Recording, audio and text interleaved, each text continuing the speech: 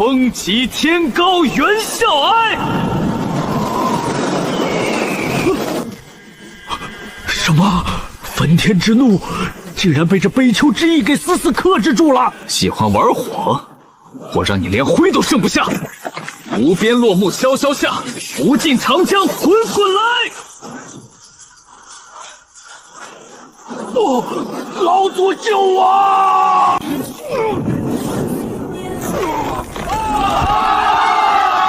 好，打得漂亮！不愧是王家大少，那句虎威镇山林简直绝了！无聊。小姐息怒，这青城毕竟是小地方，能入你眼的才俊自然不多。哼，若不是父亲非要搞什么比武招亲，本小姐才不屑坐在这里。一群连3品诗词都念不出的草包，也妄想娶我，做梦！哟，这不是李大善人吗？李大善人今年快30了吧？如今连一句诗都憋不出来，你可真是我青城最大的笑话。怎么，30岁的老光棍今天也跑来贪图城主千金的美色？你别血口喷人，我只是路过凑个热闹。路过？大人物在台下看多憋屈，兄弟送你上去看。你干什么？放开我！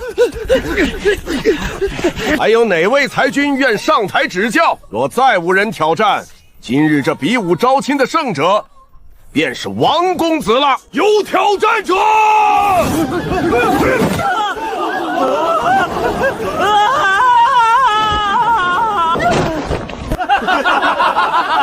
一个毫无灵气的凡人，居然敢上生死擂，活腻了吧？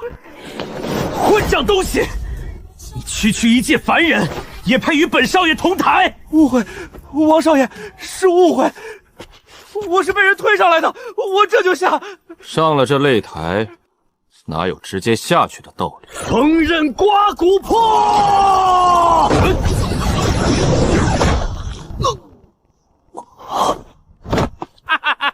真废物！这废物果然连半招都接不住。把他拖下去。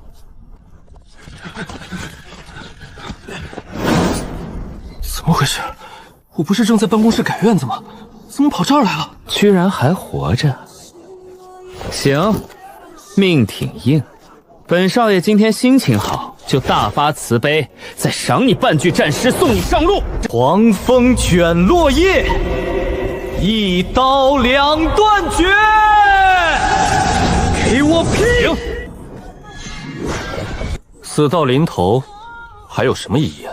我让你停，是因为实在听不下去了。你管刚才那玩意儿叫诗？狂风卷落叶，俗不可言。这5个字里毫无意境可言，全是大白话。你告诉我，狂风除了卷落叶还能卷什么？卷你大爷吗？你闭嘴！还有下半句，一刀两断绝。你当时在菜市场切猪肉吗？对战呢？押韵呢？修辞呢？就这种狗屁不通的顺口溜，你也好意思念出来？我要把你千刀万剐，受死吧！既然你这么喜欢诗词，今天我就免费教教你，什么才叫真正的诗词。十步杀一人。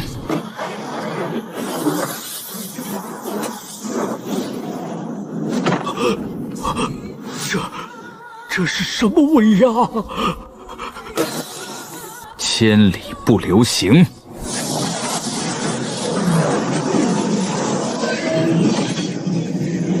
落。不，饶命啊，前辈！这是1品战诗，或者是传说中的绝唱。李凡是吧？算你运气好，交出你手里掌握的那句残诗，本小姐可以给你一个逆天改命的机会。没兴趣，不买保险，不办健身卡。你听不懂人话吗？本小姐是说，你可以做我的赘婿，能娶到本小姐，是你10辈子修来的福分。现在把你那句诗的完整秘籍交出来吧。这位大妈，你出门是把脑子落家了？你叫我什么？叫你大妈都算尊老爱幼了。就你这副德行，长得再好看也就是个花瓶，还10辈子的福分。放肆！别给脸不要脸！来人，把他给我拿下！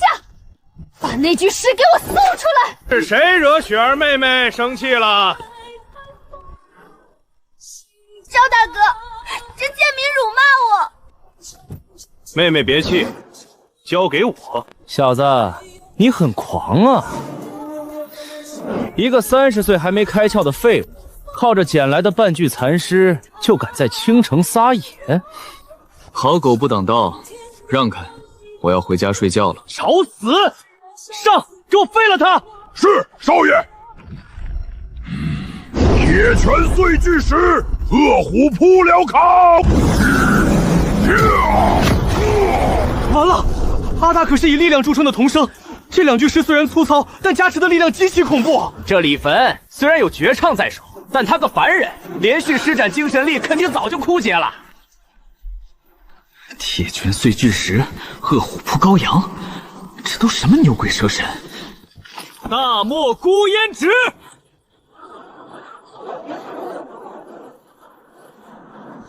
长河落日圆。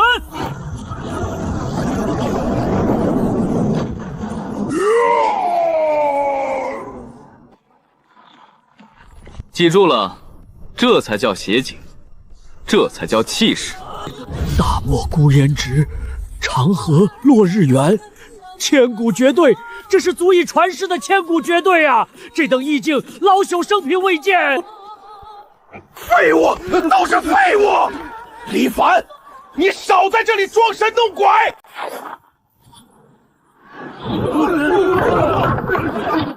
本少承认，你手里的存货不错，但诗词再好，你也不过是个没有灵力支撑的凡人肉体。刚才那2下，已经把你的精神力抽尽了吧？我看你现在连站着都费劲，被我说中了吧？今天本少就让你见识一下，什么叫真正的天才！雷霆万钧破苍穹，狂风怒号卷蛟龙。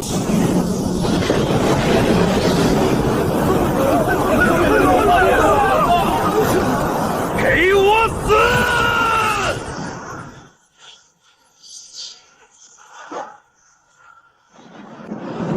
结束了。雷霆万钧，配狂风怒号。词汇量匮乏，就去多翻翻词典，强行押韵最为致命。老师没教过你，小孩子不要玩电吗？九州生气，势风雷。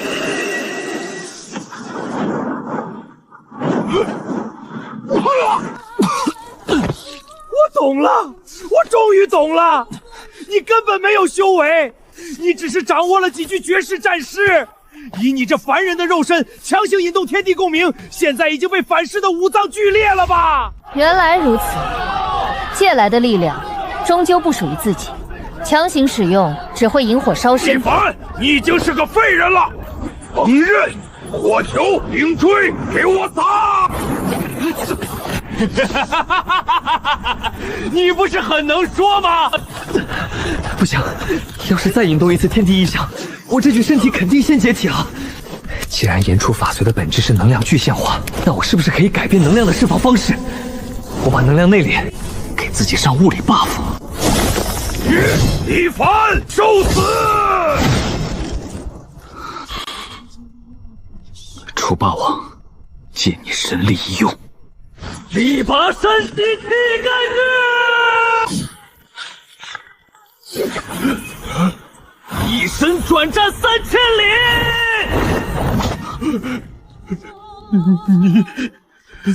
我什么我？上课不专心，活该挨揍！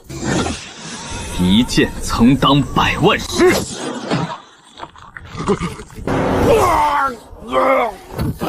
杀人太粗鲁了，不符合平台，不符合文明社会的价值观，废你灵根，就当是没收你的作案工具了，不用谢。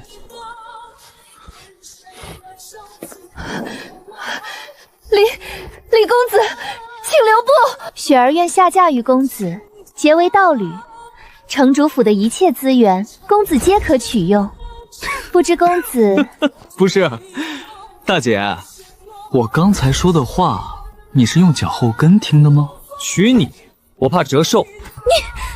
李凡，你不要敬酒不吃吃罚酒。我城主府底蕴深厚，我父亲更是举人境的大儒。你就算实力古怪，难道还能对抗整个京城？拿你爹压我？是谁废了我二灵根？半步大路径是赵无极。打了小的来老的，套路真没出息。小子，拿命来！大风起兮云飞扬。堂堂赵家家主欺负一个没有修为的年轻人，还要不要脸了？大儒之上，你是半圣。小子，你刚才那几句诗有点意思。意境之高，老夫生平仅见。我看你骨骼清奇，虽无灵根，却能引动天地共鸣，是个修师道的好苗子。老夫破个例，收你做关门弟子，保你在这师道大路横着走。收我为徒？老夫知道你区区一个凡人，听到半圣的名后，难免会心惊肉颤。放心，老夫不嫌弃你，只要你……等等，打住！既然是双向选择，那咱们就得走个面试流程。你想当我的老师，可以，我先考考你。你要考老夫？哈哈哈哈哈！有意思，真有意思！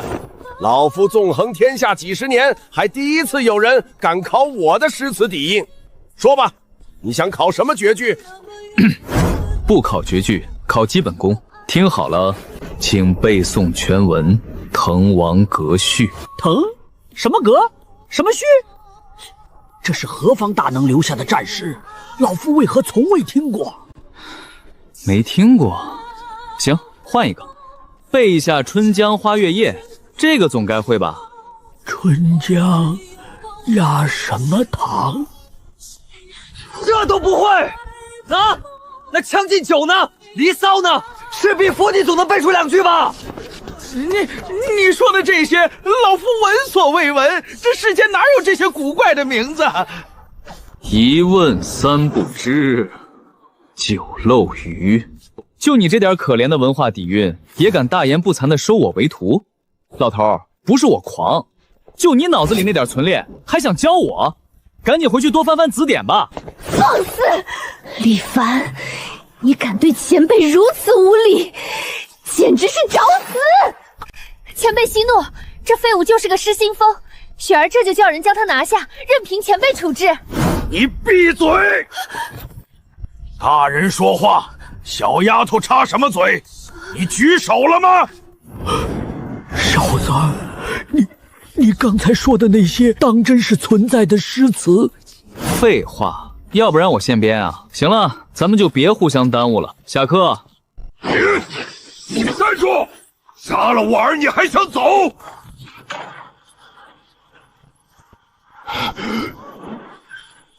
赵兄，且慢。擂台比武，生死各安天命。既然天霸技不如人，此事就此作罢。可是，没有可是，放他走。滕王阁序，将进酒，妙啊！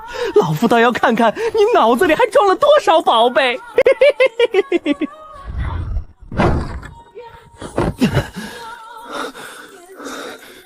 装逼一时爽，转身火葬场啊！刚才赵无极要是真的拍下来，我连半句诗都念不出来了。必须得系统化的总结一下了。首先是这个世界的设定，这个世界的法则，认可诗词的意境，诗词就是代码，天地灵气就是服务器。问题在于，原主这具身体是个没有权限的黑客，我强行输入代码，服务器虽然响应了，但我的硬件承受不住庞大的数据流反噬，在身体素质提升到一定境界之前，绝对不能再轻易使用将进酒、侠客行这种毁天灭地的法术，否则敌人没死，我先自爆了。其次，战斗逻辑，既然外放法术容易升级，那就改走物理流，利用该下课的力拔山兮气盖世，或者辛弃疾的金戈铁马，气吞万里如虎，将灵气内敛于体表，强化肌肉组织、骨骼密度和神经反射。别人修仙靠吐纳，我修仙靠给自己贴标签。结论2：战术核心高防高敏，近战平 A， 辅助低浩然的绝句作为控制和补刀。理论有了，接下来就是实践。这里可是玄幻世界，不会飞还修什么仙？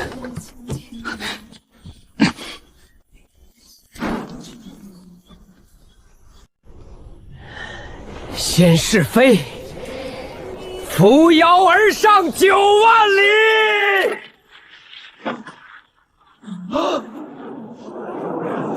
我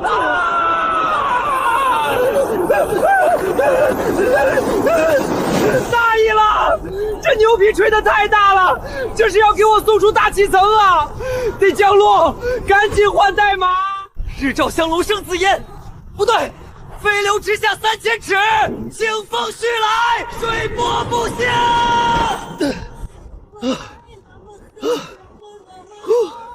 活下来了，这就对了嘛！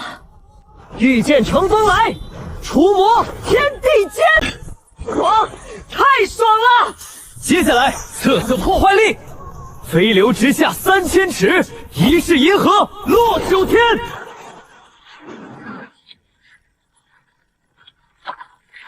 这威力堪比战术导弹啊！我操！有人在底下斗法，这冲击波少说也是举人境了吧？轻功水上漂，凌波微步，燕子超水。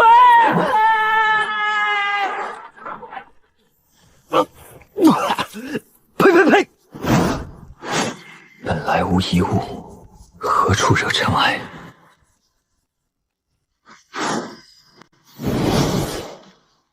林清寒，别跑了！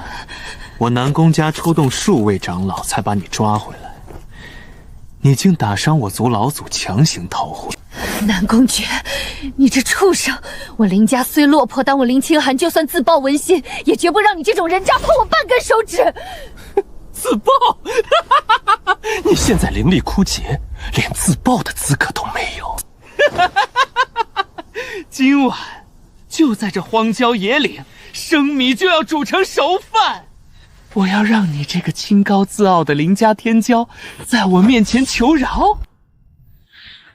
春风得意抱美人，红罗帐暖玉生身。宽衣解带翻红浪，脚除微微。这他妈什么下三滥的淫词艳曲，简直侮辱了诗词！停！放开那个女孩！你是什么东西？快跑！他是南宫家少主，半步举人，你一个凡人来凑什么热闹？快走！跑！既然看到了本少的好事，今天谁也别想走。一个不知死活的凡人蝼蚁，也敢管我南宫诀的闲事？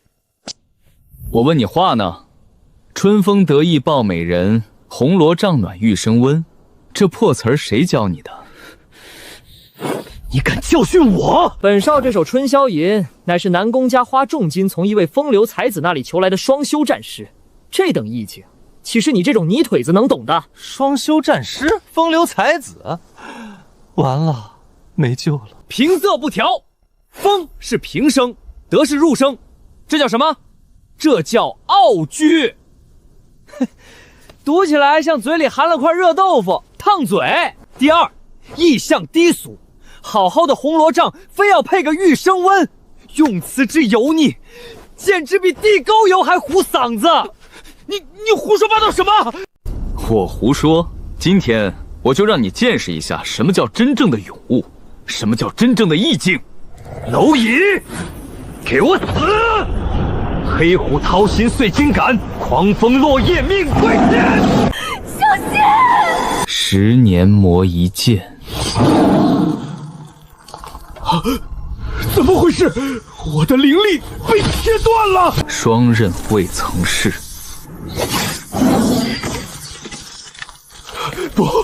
不可能！这到底是什么级别的事？这是看好了，这才叫战士。今日把弑君，谁有不平事？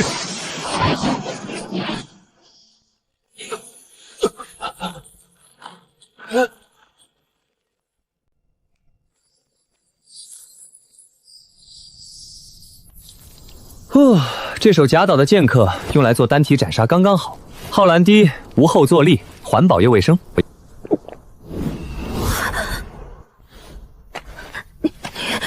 你到底是谁？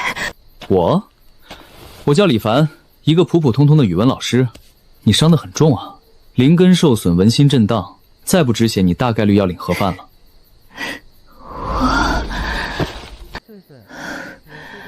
多谢前辈救命之恩，清寒无以为报。哎，别碰瓷啊！最烦你们这种动不动就晕的了。算你运气好，碰上我这个心软的。轻功水上漂。唉，战力、地图、宗门，两眼一抹黑啊！这大家族的天骄，做个新手指导 NPC 正合适。身上的剧痛竟然减轻了大半。醒了，醒了就把药喝了。这是？别乱动，那是我顺手拔灵草熬的药，赶紧喝了，补血的。怕我下毒啊，大姐？我要是想害你，刚才在树林里就成冰棍了，何必等到现在？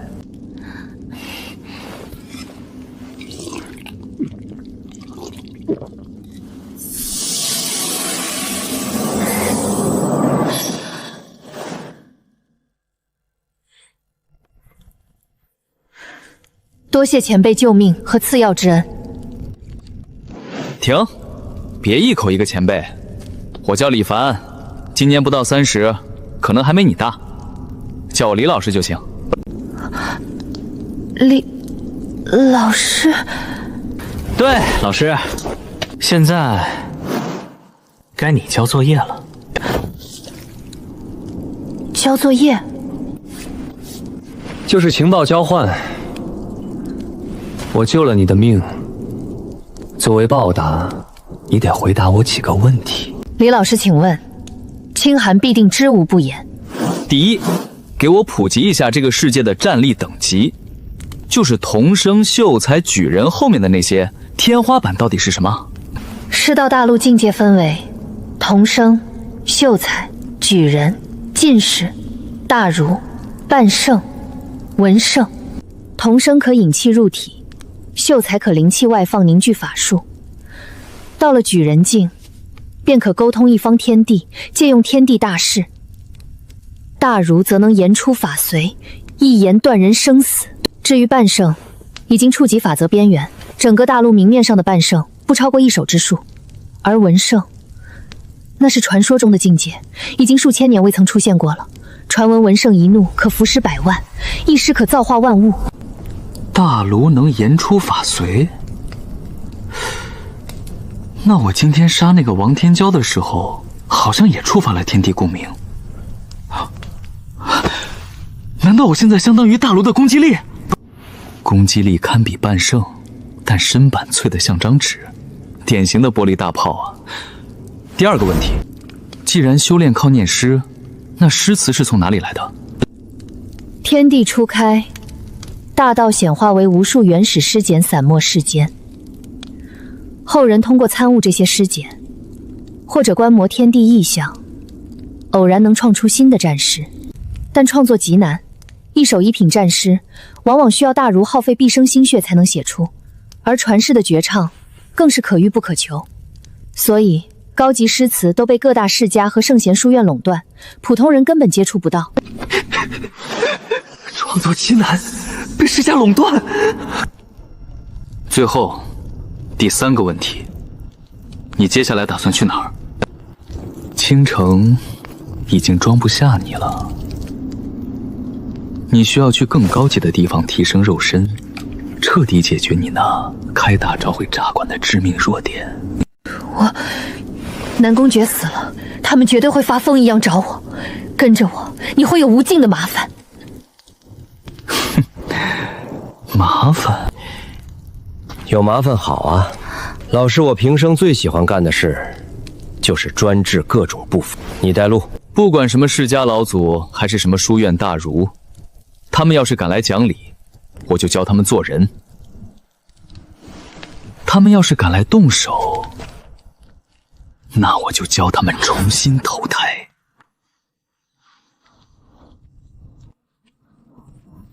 醒了，醒了就过来听课。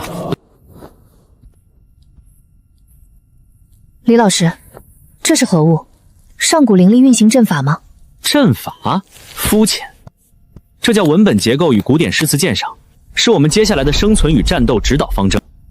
文本结构？我昨晚复盘了一下你们这个世界的修炼体系，你们所谓的言出法随确实能调动天地灵气，但你们的底层逻辑简直粗糙的令人发急。李老师的意思是，我们传承了数万年的师道走错了？不是走错了，是根本没入门。你们把诗词当成了宝库密码，只要字数凑够了，词槽堆得够华丽，就能砸出法术。这简直是对文学的亵渎！这种言论，若是在书院，定是异端。那在李老师看来，真正的诗词应该是何物？是世界，是情感，是岁月沉淀的意境。一首真正的好诗，要有起承转合，要有诗眼，要有能让天地万物产生共鸣的情。没有情，没有魂的词藻堆砌，就是一具空壳。比如那个南宫爵满嘴淫词艳曲，毫无格局，他的诗就像是塑料做的假花，而我用的诗是扎根在历史长河里的参天大树。我不需要比他灵力强，我只需要用意境去碾压他。哼，他的塑料假花瞬间就会灰飞烟灭。没有灵根，不代表不能借用天地之力。只要掌握了文字真正的灵魂，我一样能言出法随。行了，理论课到此结束，我们要出发了。去哪儿？去最大的城市。我要去搞钱，顺便找几本基础的功法，研究一下怎么强化我这具凡人肉身。中州圣贤书院，那里是天下学子的圣地，也是各方顶尖势力交汇之处。只是此去中州路途遥远，我们没有通关文婆，也没有盘缠。盘缠？你们这儿的硬通货是什么？灵石，下品、中品、上品，100下品换1中品。这种货币体系极其脆弱，灵石既然是消耗品，也是天然矿物，一旦某个大势力发现超级矿脉，大量灵石涌入市场，必然导致严重的通货膨胀，物价飞涨，底层修士永远被割韭菜。李老师，您怎么知道？近5年来，南宫家和赵家联手垄断了青城周边的灵矿，大肆开采，导致青城物价翻了10倍不止，普通散修连辟谷丹都买不起了。资本的痛病罢了，毫无新意。所以，在这个世界，真正的硬通货绝对不是灵石，而是知识产权。知识产权？就是诗词，一首没人听过的高阶战诗，卖给那些大世家，能换多少资源？把战诗当商品卖，简直离忧叹道。但这语气，竟听着很合理。走吧，林同学，跟着老师，保你吃香的喝辣的。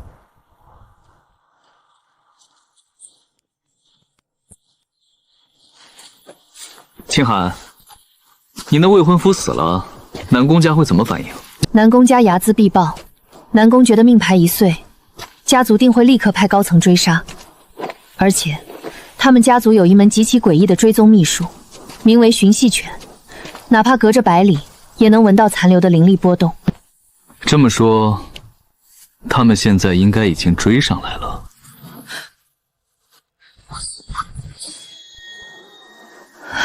李老师，你是说？不愧是能杀我南宫家少主的狂徒！南宫家三长老南宫烈，李老师小心，他是真正的举人境中期，其实力比南宫诀强出10倍不止。举人境，看来是个大怪。林清寒，你这贱婢，竟敢联合外人谋害我南宫家少主！今日老夫定要重重惩罚于你，更要严惩这狂徒，以此告慰绝儿的在天之灵。唉，又是严惩，又是狂徒，你们这些反派的词汇量是统一批发来的吗？就不能换点有创意的死法？比如让我死在知识的海洋里？死到临头，还敢油嘴滑舌！给老夫死来！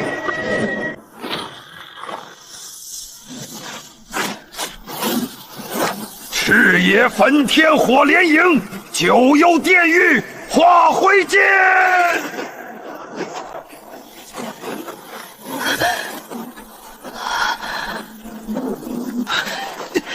是3阶极品火系战士，快退！赤炎焚天配九幽炼狱，意象重复，用力过猛。这种没有灵魂的词汇空壳，只要用更悲凉的真实意境去碰撞，它自己就会崩溃。李老师，你在干什么？不急，清寒，看好了，今天老师教你应用第2课。文本解戒。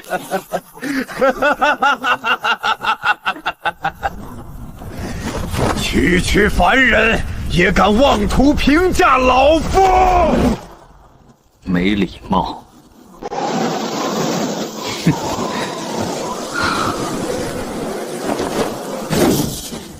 风急天高猿啸哀。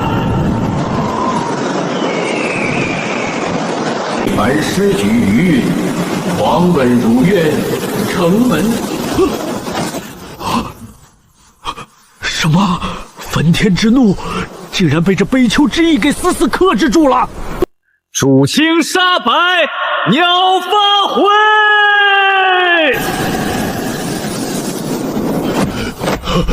不可能，这是什么级别的事？仅仅只是意境就被碾压了！喜欢玩火？我让你连灰都剩不下！无边落木萧萧下，无尽长江滚滚来！不，老祖救我！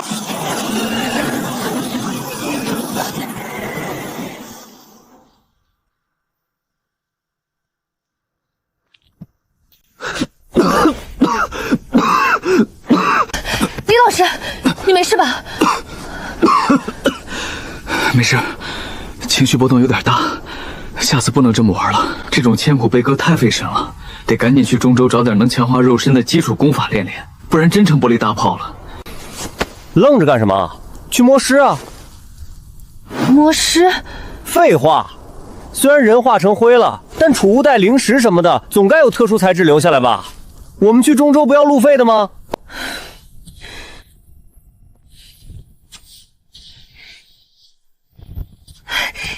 李老师找到了，这是南宫烈的储物袋。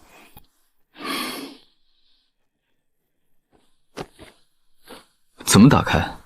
南宫烈已死，神识印记消散了。我来吧。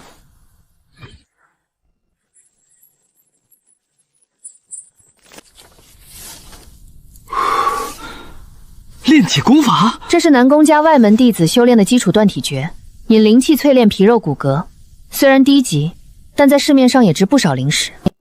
基础的好，基础的才好打地基。行了，资金和装备都有了。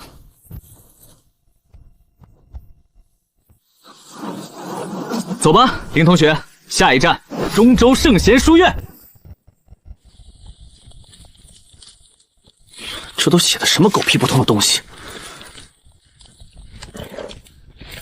李老师，可是这功法残缺了。不是残缺，是作者的语文绝对没及格。你看这句，太阴和阳明是经络名词吧？他用一个复归，动线完全是断的。这要是照着练，不走火入魔才怪。这本《烈阳断体》在南宫家也是外门弟弟争破头的基础功法，几百年来无数人都是这么练的。怎么到了李老师嘴里，就成了语文不及格的残菜品了？那李老师打算如何修炼？哼。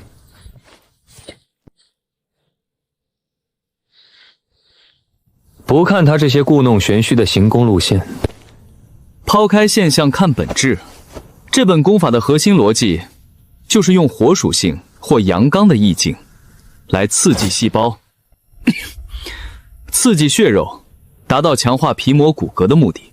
正是如此，但您没有灵根，如何引动天地间的阳焰之气入体呢？很简单，我自己造一个烈阳。日照香菱生紫烟。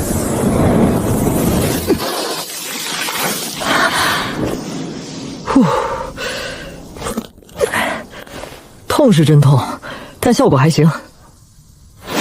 李白的诗就是霸道，这下至少不用怕被小怪秒了。李老师的悟性，清寒生平未见。行了，别拍马屁了。前面那是哪儿？天风城。过了天风城，就算真正踏入中州地界了。此城是中州南部的门户，极为繁华，很多前往圣言书院求学的学子都会在此地歇脚交易。繁华好啊，繁华就意味着市场大。我们现在手里有多少钱？南宫烈那里搜刮来的，加上我之前剩下的一些，一共是480块像下品灵石，12块中品灵石。这点钱，在天风城能买什么？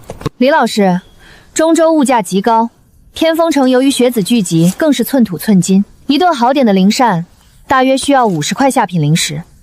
若是想在城内客栈住一晚，最差的柴房也要2块中品灵石。抢劫啊！按照这个购买力计算，青城周围的灵矿滥采果然导致了严重的通货膨胀，灵石的实际购买力被大幅度稀释了。我们这点钱，在中州连半个月都活不下去。是啊，所以很多寒门学子在中州只能露宿街头。那不行，我可是个要面子的人，怎么能睡大街？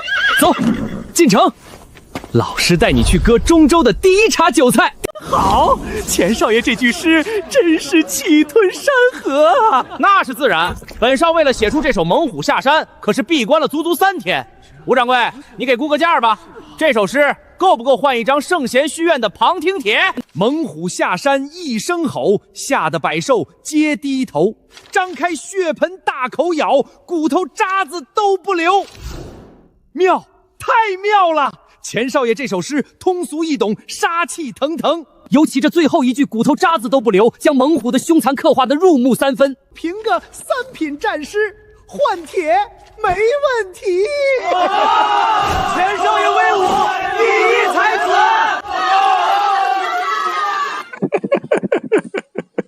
谁？是谁在笑？你在笑本少爷？哪儿来的叫花子？文心阁也是你这种凡人能进来的地方？你干什么？别拿你的脏手碰钱少的墨宝！我笑，是因为我实在憋不住了。这就是你们天风城所谓的才子？这种3岁小孩的顺口溜，简直俗不可厌。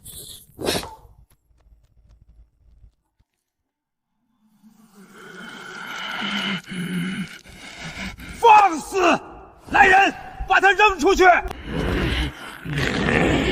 慢着！好，很好。本少爷长这么大，还是第一次有人敢说我的诗是垃圾。你是个凡人，本少爷不欺负你。你既然把我的诗贬得一文不值，那你今天要是写不出一首比我好的诗，我就把你舌头拔下来，让你这辈子都开不了口。这小子死定了！一个凡人懂什么意境？想跟我斗诗可以，但我赢了你付什么代价？你想要什么代价？本少爷最不缺的就是钱。好，我要你所有的钱和那张旁听帖。好，本少答应你。你若输了，留下舌头，这小娘子也得归我。吴掌柜，准备笔墨。不用了，你的虎只是一只被关在笼子里狂吠的野狗，毫无气象。今天，在这肃杀的深秋，老师就教教你什么叫真正的杀尽百花。待到秋来9月8，我花开后，百花杀，冲天香阵透长安，满城尽带黄金甲。绝唱，这是传世的绝唱啊！老朽有生之年竟能听到此等霸绝天下的帝王之事，死而无憾，死而无憾啊！钱少爷，承让了。按照约定，你身上的钱，还有那张旁听帖，归我了。大人，小人有眼不识泰山。拿来吧你！哼，林同学，手账。这位大人，请留步。大人，您这首咏菊不知可否卖与我文心阁？价格随便您开，只要您肯将这首诗的署名权。署名权，想都别想。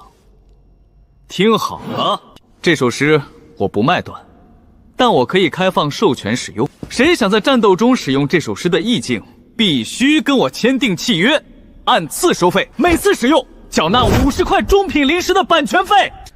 如果有哪个世家想垄断这首诗，可以拍卖，价高者得独家再成权，每年还要给我分成。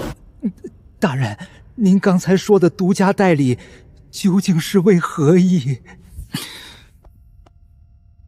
怎么，没听过知识付费啊？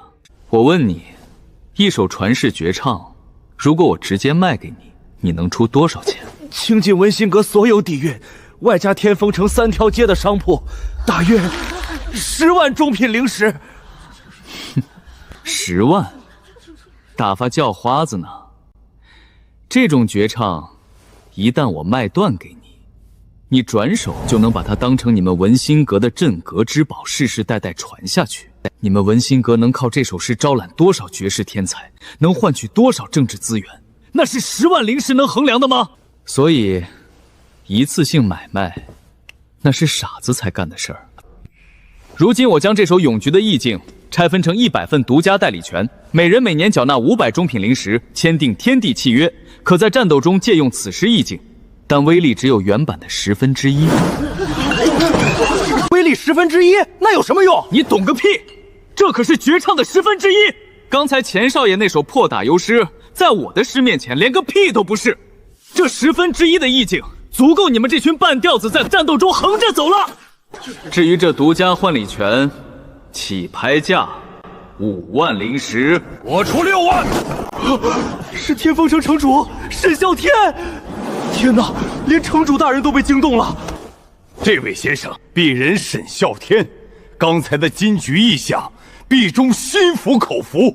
这独家代辅权我要了，6万中品灵石现结。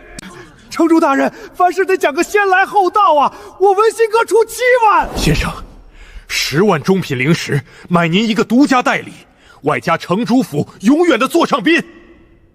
成交。林同学，你合同？合同？怎么你？拿支笔来，我说你写。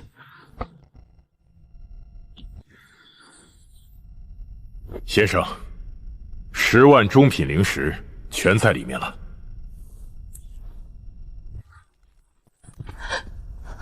拿着，咱们的第1桶金有了。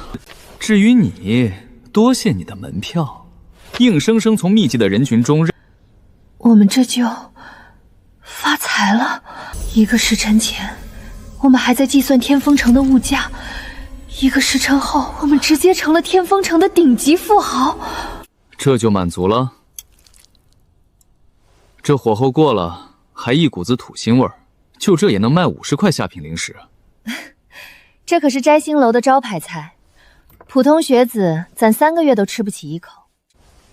10万中品灵石，看着多，但我现在是个凡人，要强化肉身，需要购买的天才地宝绝对是个无底洞，这笔钱只能算启动资金。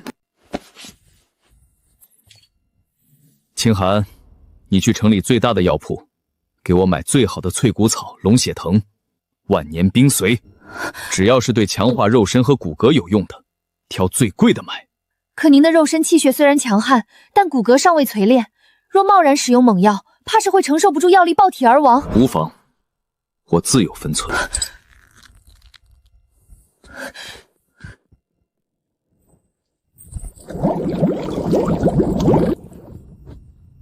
来吧，看看修仙界的药域有多猛。我操！不行，要裂开了！给我镇压！咬定青山不放松，立根源在破岩中，千磨万击还渐进，人而东西南北方。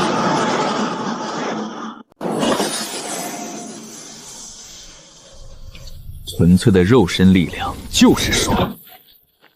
现在，就算站着不动让那南宫截砍，估计都能把刀崩碎。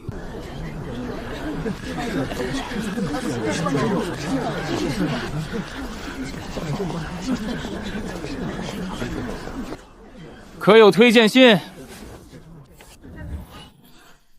庞听帖，我当是哪家公子，原来是个走后门的。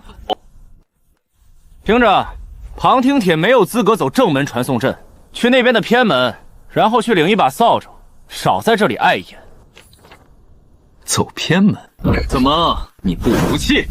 我乃圣贤书院外院学长宋书，我刚才做了一首登高楼，意境已达3品。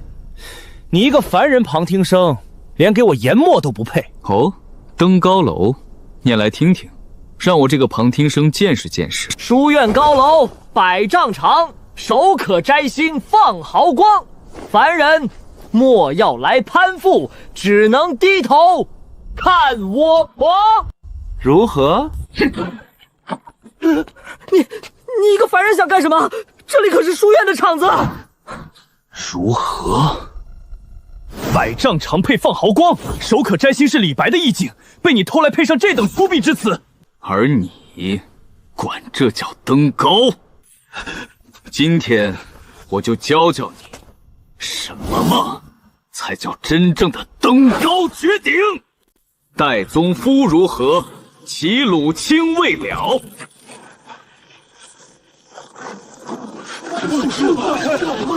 造化钟神秀，阴阳割昏鸟。荡胸生增云，决字入归鸟。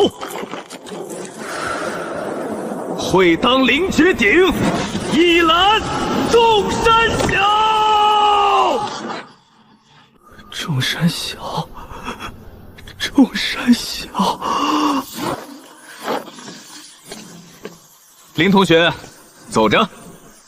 圣贤书院，我特么来了！站稳了，林同学，这可是个大问题。只知道死记硬背念诗，不注重锻炼怎么行？明早6点，绕着操场，哦不，绕着书院跑10圈。你一点都不晕吗？物理抗眩晕罢了，气派是挺气派的，但这个牌匾的字体结构不对啊。圣字重心偏左，书字笔画又太浮夸，毫无收敛之气，一看就是个喜欢好大喜功的草包写的。嘘，李老师慎言，那可是书院上一代老院长当代文圣留下的墨宝。文圣怎么了？文圣写错字不让说呀！大胆狂徒，竟敢侮辱老院长墨宝！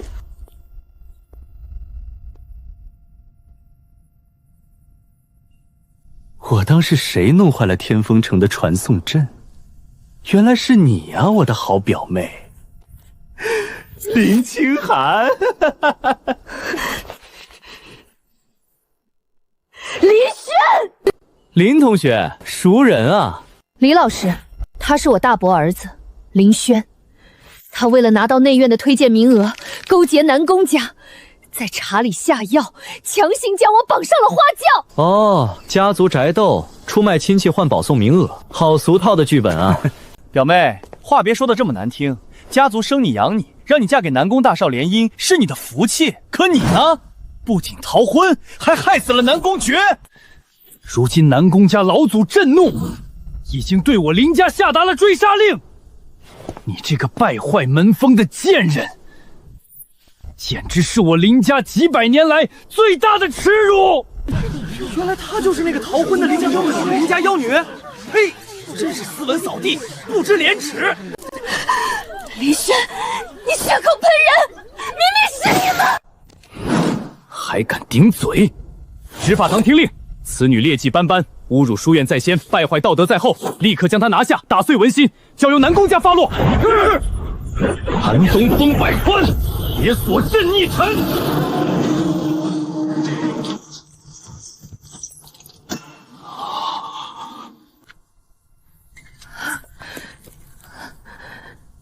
林同学，你太让我失望了。李老师，我……别人骂你，你就受着，还能企图写？他想用流言蜚语毁了你的心境，用道德绑架摧毁你的骄傲。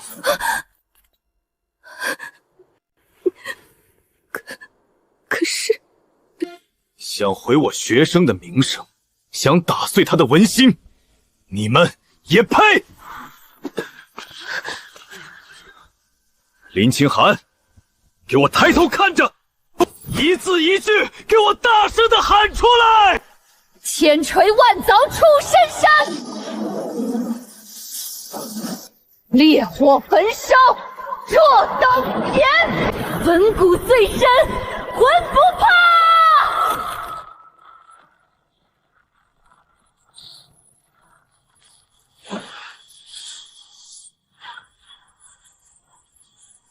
要留清白在人间。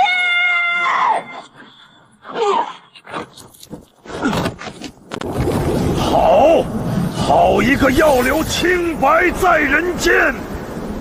是内院大长老陆长风，天哪，连他都来了！孩子，此等争傲千古的绝唱，竟是出自你口！回大长老，此事并非学生所作，这是我老师教我的。李老师，没有灵力，一个凡人。先生可是隐士高人，老朽愿以副院长之位，请您传道。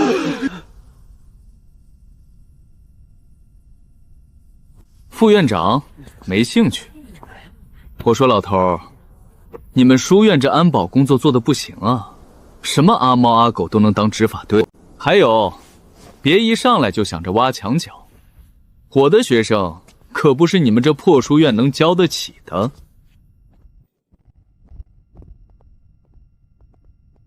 走了，林同学。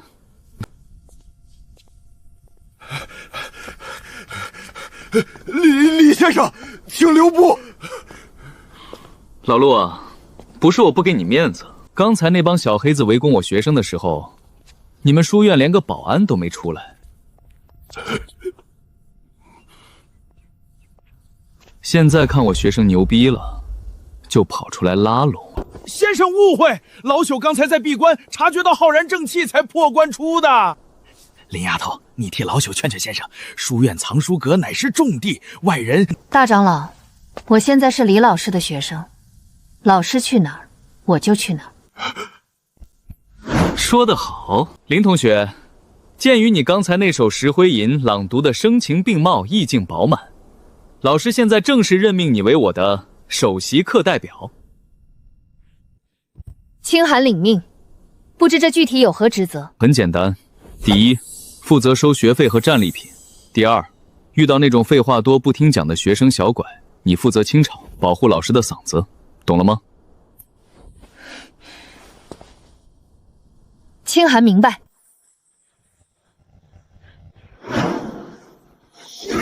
站住！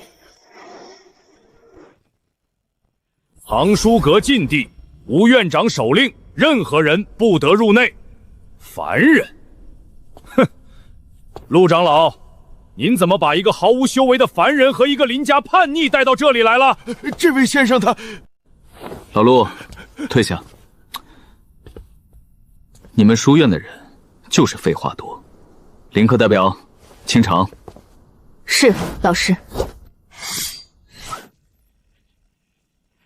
狂妄！区一个刚突破的主人，也敢在我们2位进士面前拔剑，今日就废了你的文心！双方并至压沧海，千军重担镇妖魔。12品合计，李丫头扛不住的。那就用高洁刺破他。不要人夸好颜色，只留清气满乾坤。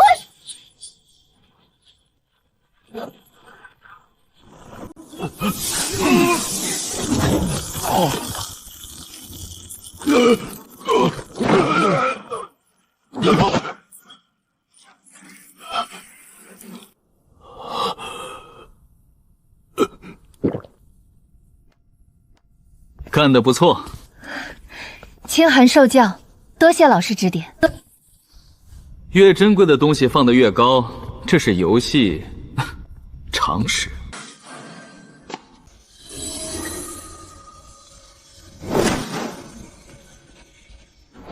镇院绝唱，口气不小。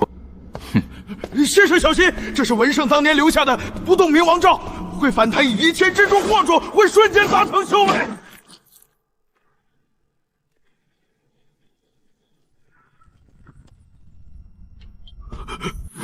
物理破阵。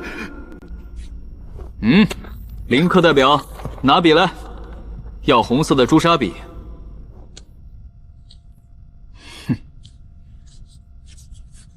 天地有神禽，其名为大鹏。一飞冲云霄，双翅盖天空。利爪撕蛟龙，啼鸣震九重。这他妈写的是个什么玩意儿？双翅盖天空，啼鸣震九重，这叫诗？这分明是小学生的看图写画。形容大，就只会用盖天空这种干瘪的词，毫无想象力，毫无文学张力。放肆！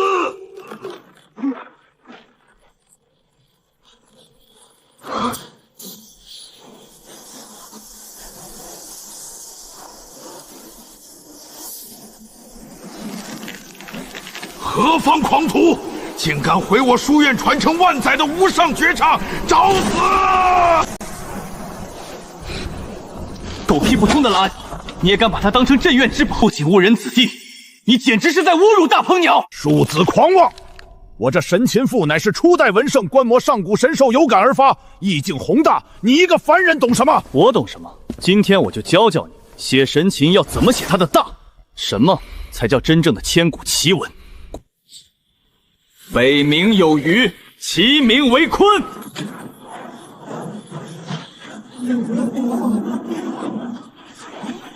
什么？这等凶兽怎么可能存在？化而为鸟，其名为鹏。其意若推天之云。